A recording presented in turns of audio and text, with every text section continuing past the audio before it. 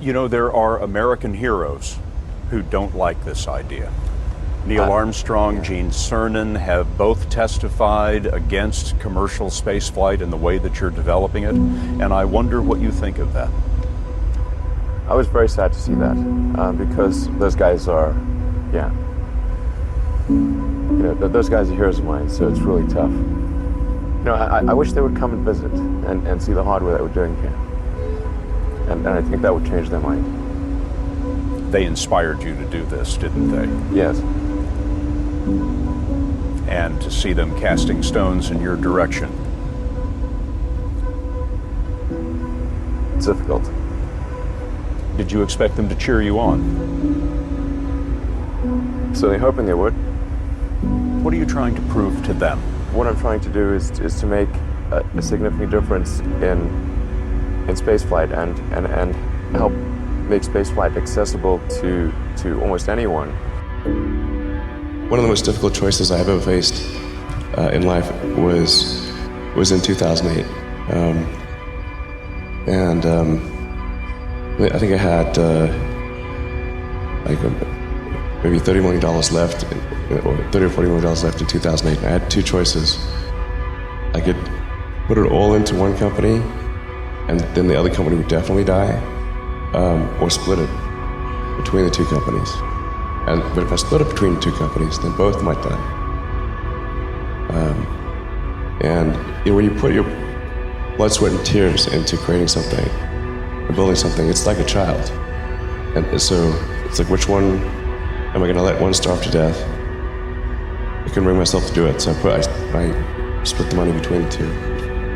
Fortunately, thank goodness, they both came through. What was your biggest failure, and how did it change you? Well, there's a ton of failures along the way, that's for sure.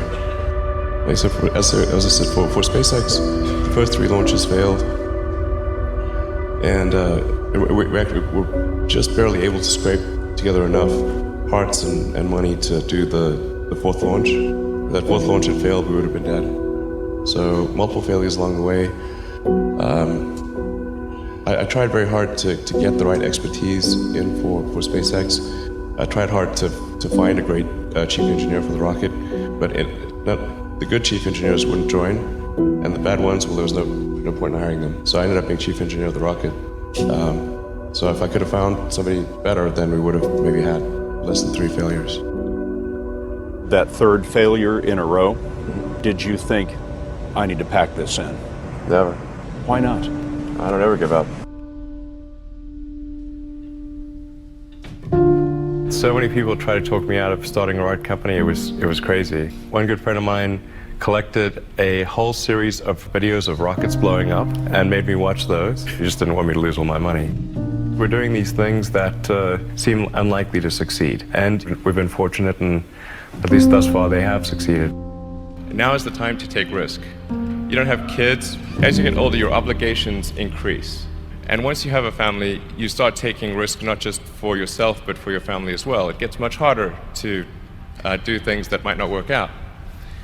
So now is the time to do that before you have those obligations. So I would encourage you to take risks now. Do something bold. You won't regret it. How did you figure you were going to start a car company and be successful at it? Well, I didn't really think Tesla would be successful. I thought we would most likely fail. But I thought that we at least could address the false perception that people had that an electric car had to be ugly and slow and boring like a golf cart. But you say you didn't expect the company to be successful, then why try? If something's important enough, you should try, even if the probable outcome is failure. Or how do you think about making a decision when everyone tells you this is a crazy idea? Or where do you get the internal strength to do that? Well, first of all, I'd say I actually think I feel fear quite strongly. So it's not as though I just have the absence of fear. I feel it quite strongly. But there are just times when something is important enough, you believe in it enough, that you do it in spite of fear. I think about what technology solution is necessary in order to achieve the particular goal, and then try to make as much progress in that direction as possible. I think being a multi-planet species and being out there among the stars is important for the long-term survival of humanity, And that's one reason.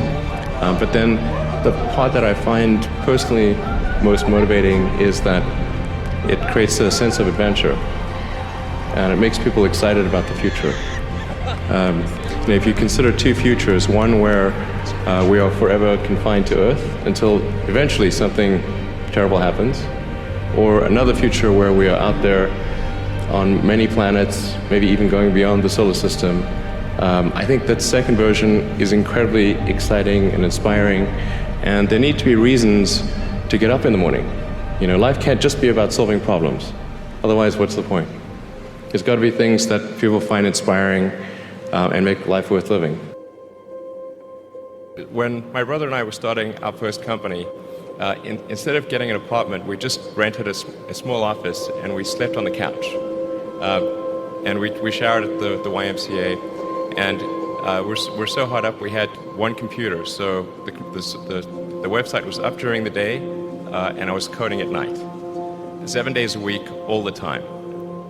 And I sort of briefly had a girlfriend in that period, and in order to be with me, she had to sleep in the office. So work hard, like I mean, every waking hour. That's the thing I would say, particularly if you're starting a company. Whatever area that you get into, given that even if you're the best, there's always a chance of failure. So I think it's important that you really like whatever you're doing. If you don't like it, life is too short. If you like what you're doing, you think about it even when you're not working. I mean, it's something that your mind is drawn to. And if you don't like it, you just really can't make it work, I think.